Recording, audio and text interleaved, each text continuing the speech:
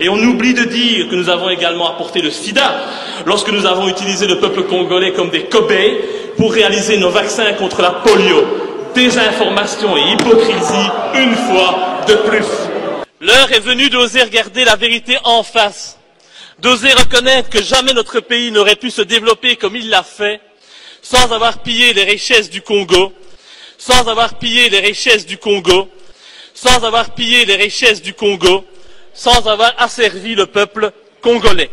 10 millions de morts, cela représente 50% de la population congolaise de l'époque, mais jamais notre pays s'est sincèrement excusé pour ces exactions.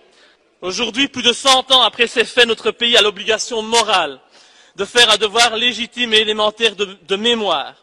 Le Congo est pour toujours un pays frère, un pays sans lequel jamais la Belgique ne serait devenue une grande puissance européenne.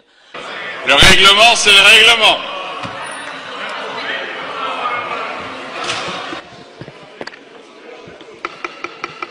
Cinq minutes, Monsieur le Président, c'est parti. Chers collègues, un pays ne peut se grandir qu'en ayant le courage de regarder en face son histoire et de reconnaître ses crimes et ses erreurs passées.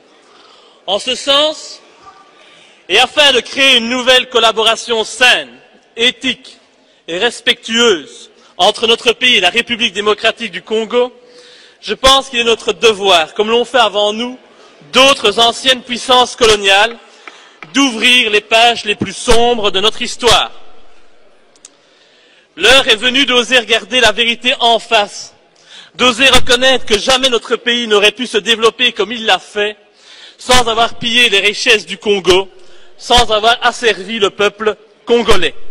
De nombreux bâtiments bruxellois, comme le Cinquantenaire, le musée de Tervuren, ont été construits avec le sang du peuple congolais. De grands projets, comme le port de Zeebrugge, ont été financés par les richesses du Congo. Le travail forcé imposé par Léopold II, le roi des Belges, avec l'assentiment du Parlement entre 1885 et 1908 ne s'est pas fait sans mal. Des populations furent massacrées, domptées par la force par l'envahisseur, des femmes furent violées par les représentants de l'autorité coloniale. La déportation fut pratiquée, sans oublier la tristement célèbre coutume colonialiste des mains coupées, qui toucha également des enfants. Après le règne de Léopold II, la colonisation a elle aussi fait de nombreux dégâts et de multiples victimes. Au total, notre pays est responsable de la mort de 10 millions de Congolais, ça mérite un peu de respect. Un des plus grands génocides du monde. Ces chiffres furent évoqués, pas par moi, mais par une commission officielle du gouvernement belge en 1919. 10 millions de morts, cela représente 50% de la population congolaise de l'époque, mais jamais notre pays s'est sincèrement excusé pour ces exactions. Bien sûr, le comportement brutal des colonisateurs était monnaie courante à cette époque. Mais ces éléments ne changent et n'excusent en rien les faits qui ont été commis par des représentants de la Belgique avec l'approbation claire et ferme du souverain de l'époque, le roi Léopold II. L'ambition de notre roi et le statut qu'il voulait offrir à notre pays ne doivent, c'est pas possible, hein,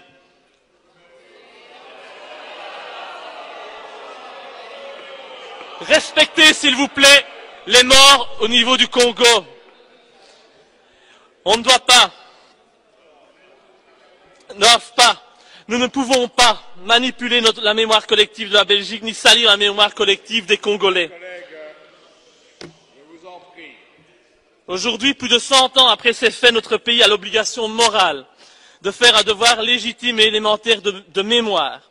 Le Congo est pour toujours un pays frère, un pays sans lequel jamais la Belgique ne serait devenue une grande puissance européenne. Nous ne pouvons pas aujourd'hui jouer la politique de l'autruche, ignorer la réalité et transformer l'histoire comme bon nous semble. En tant que démocrates, nous devons nous excuser pour le mal que nous avons causé au Congo. C'est bien la moindre des choses. En hommage aux Congolais qui ont connu le travail harassant, exigé en échange de salaires qui ne leur permettaient ni de manger à leur faim, ni de se vêtir ou de se loger décemment ou encore d'élever leurs enfants comme des êtres chers. Pour ceux qui ont connu les ironies, les insultes, les coups matin, midi et soir, parce qu'ils étaient des nègres, ceux qui n'oublieront jamais qu'un noir, on lui disait simplement tu, non pas comme à un ami, mais simplement parce que le vous, honorable, était réservé aux seuls blancs. en hommage à ceux qui ont vu leurs terres spoliées, au nom de textes prétendument légaux qui ne faisaient en fait que reconnaître le droit du plus fort, le droit du colon. Eh bien, pour ces gens qui durent accepter que la loi n'était jamais la même, ce jour donc il s'agissait d'un blanc ou d'un noir, pour ceux qui ont connu les souffrances atroces des relégués pour opinion politique ou pour leurs croyances religieuses, comme Simon Kimbangu, exilés dans leur propre patrie, et pour qui un avenir pire que la mort était réservé.